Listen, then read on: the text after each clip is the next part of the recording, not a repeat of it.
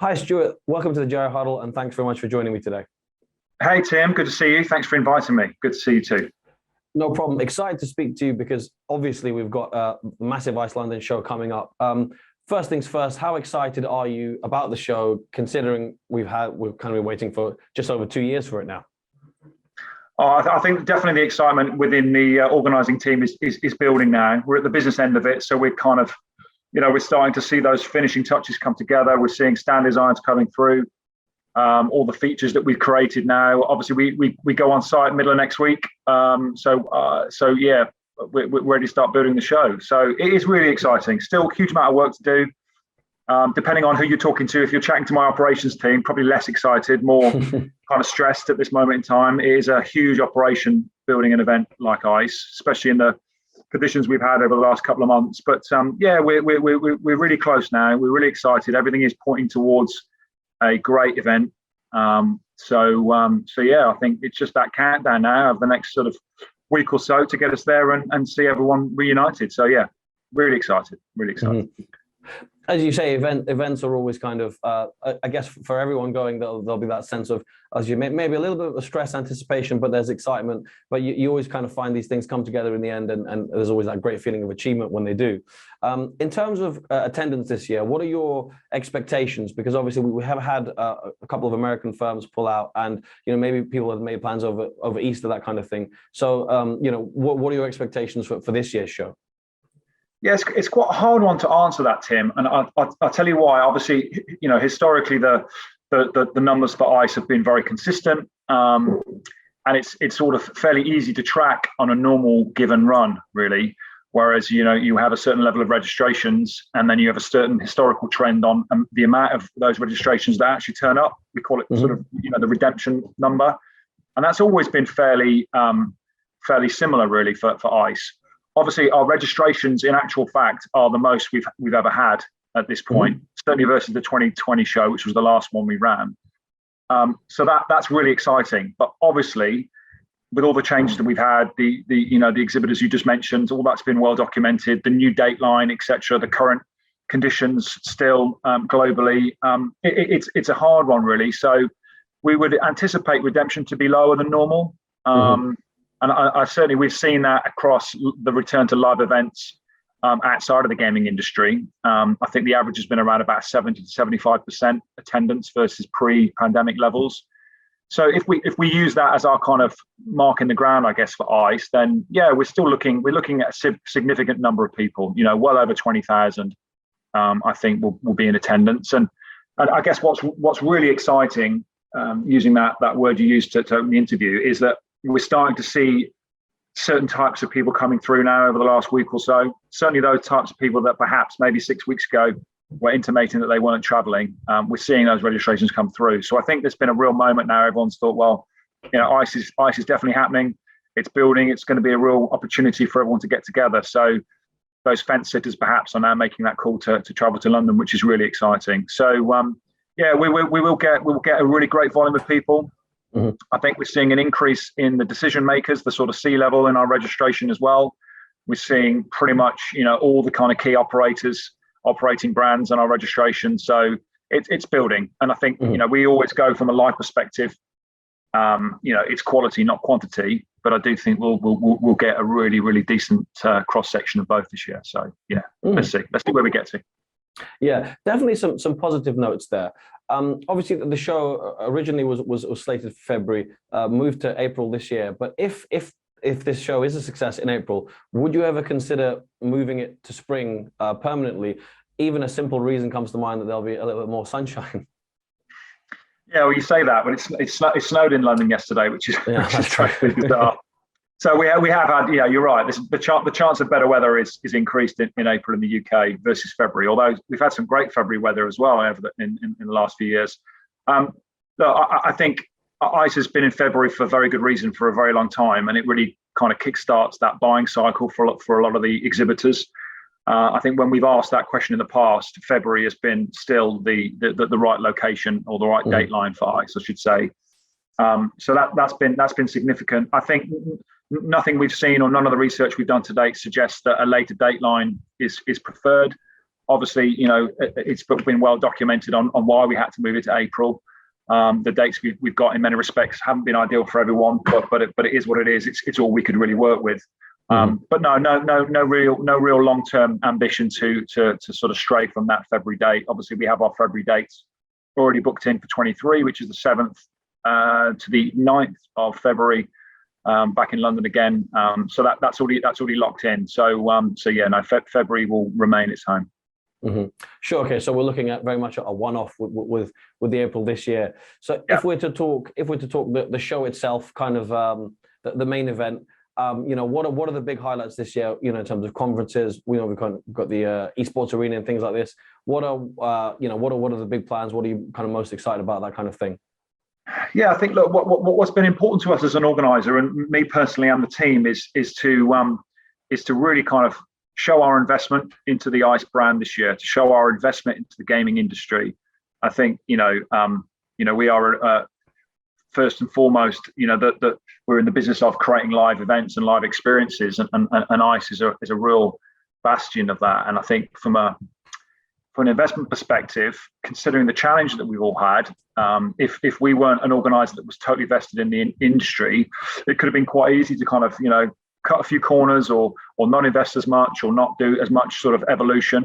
But we've done the opposite. We've looked at all the experiential parts of ICE. We've invested in all of them. So right through to all the pre-existing features, they've all had an upgrade. They've all been expanded. We've worked a lot with our customer groups to kind of get some feedback on where we need to take them. So things like, for example, the consumer protection zone, which has been a significant part of ICE over the last few years, has grown in size. Certainly in terms of it's been enhanced in terms of its experience, getting more brands in that space, improving the kind of the presentation areas of it, the theatre areas of it. So that's one example of existing products that have been upgraded. We've launched new things in. We've got our ICE 365 News Studio, which is a brand new feature to ICE, which allows our ICE 365 digital brand to kind of have a permanent place and remind everyone that ICE continues all year round, not just in a live capacity. And that is our opportunity to kind of hybrid some of the content at ICE, that can kind of go out to those attendees that can't be there, but can also be picked up on a ad hoc basis through the ICE 365 site. So there'll be loads of live material, loads of pre-recorded material, lots of interviews, lots of exclusives. So that's really, really exciting. And then I think, we've obviously got the esports arena this year where we launched it at the 2020 event. We've got the Big Betty HyperX truck coming in this year, which is a huge juggernaut, which is going to be kind of using an opportunity for us to recreate another competition. We've got Rocket League that's being competed for by 4 teams this year, with a prize pool of £25,000 with a real life esports competition happening. We've got new sports bars. We've got loads of great new existing features, I think. So we've really tried to show that rather than kind of stepping back and consolidating what we've done before, really investing in the product, really investing for the industry, just to not only, it's important for me to remind people of how good it feels to be back face to face. That's been a kind of a team mission all the way through. And we're confident that just being back together on its own will feel incredible for everyone. Hence our kind of slogan this year, which is "Together, never felt so good." But what we've been passionate about is enhancing that. So just having an extra opportunity, not only to remind people what they've been missing with ICE, but to sort of see actually where our future direction is over the next few years. A real investment in that brand. So yeah, we're excited for people to see it, really, and excited to get everyone's feedback, really. Yeah, as you say, kind of features for everyone, and I think the esports tournament is certainly interesting. Rocket League, kind of, I know there's a bit of interest in this office maybe to see how that goes, but obviously a growing trend. If we were to talk about for a second the sort of larger ICE brand kind of outside London, and this is a potentially big topic, but maybe we can kind of do maybe more of a condensed discussion, because obviously we want to concentrate mainly on London. But will ICE be going kind of anywhere else this year? Are you looking to kind of expand the brand to other continents? No, I think, look, from our perspective, when obviously COVID struck, it was a real moment for us to reflect as a brand. ICE obviously has in the past expanded out to new territories and geographies, etc. But for us, it's really important to kind of revert back to the main product, the main event, which obviously is a truly international exhibition in many respects. So all our effort and all our kind of ingenuity is focused towards the ICE London product as our main focus, and that goes for 23. So whilst we are doing a lot of initiatives to make sure that the ICE brand extends geographically, and I'll give you one example. We've for the first time we've run a hosted meetings program this year, and that's gone out to pretty much a global campaign to bring in new buyers to ICE. I'll give you one example. We're hosting some buyers from tribal casinos in the US for the first time. We've identified those tribal operators that are looking for new technology, really, that only ICE London presents. There are obviously domestic events that sit in that gaming space, but ICE London really brings that kind of whole ecosystem together. So we're hosting some operators from the US. So that's been our main mission, really, to make sure that we develop and improve the existing ICE brand and create new initiatives where we can ensure that extended global community can come to ICE. So that's certainly our kind of short to mid-term vision for ICE. So no further plans beyond that at this stage. Sure. So bearing in mind that kind of focus on London, a final question from me. You yourself personally, what are you kind of most looking forward to at this show? Is it just simply everyone being back together? Is it a particular conference track? Maybe the Rocket League tournament? What is it that, if you could highlight? I know you might want to highlight several, but if there's one that really kind of stands out for you, I'll put you on the spot kind of thing. No, that's fine, Tim. I think, look, I might not give you the answer you want to hear in many respects, but it is really about the people for me. I think clearly we're really excited about the experience, the features, the exhibitors that we've got, the new product launches. Yeah, so we did some surveying recently where we had feedback from our exhibitor base that there's going to be over 1,800 new products launched at ICE this year, which is phenomenal. ICE has always been that launch pad for new, and I think in the absence of it over the last couple of years, the industry sort of missed that destination where obviously people can source new products. So that's really exciting. But I think it's around the people getting together.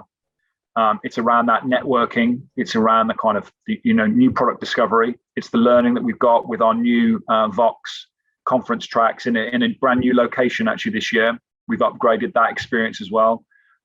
We've changed that into more sort of smaller, more roundtable discussions.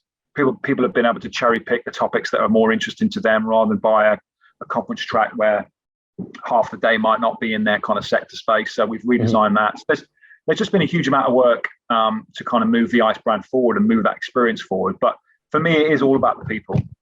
Seeing everyone together, and there will be certainly, obviously there's huge friendships across industry, but there's huge networking opportunities. But for a lot of these people, they haven't met in the last couple of years. And that will be a moment, I think, to get everyone together. So from a personal perspective, right through to a business perspective, I think it should tick all the boxes. So seeing everyone there together and that feeling really that you can't replicate on a Zoom call, as good as this is, Tim, I think when we're on site together at ICE, it's going to be an even more improved experience for both of us. So it is the people. It's getting together. Like I said, the registration is going really well. The types of names that we're seeing certainly come in over the last week or two. It's hugely encouraging.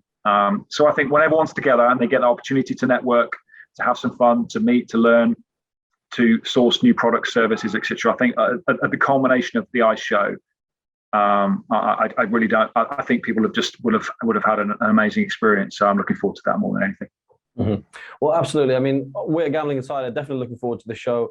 We'll kind of wait to see how it goes. From your end as an organizer, as you say, maybe a little bit of stress from some teams, but certainly excitement, anticipation, and hopefully we'll it'll be back to normal. ICE back on the calendar, and we very much look forward to the show. Thank you for your time today, and we will catch up next time for our live GI Huddle from ICE to kind of round up the show at the end of the Thursday, I believe.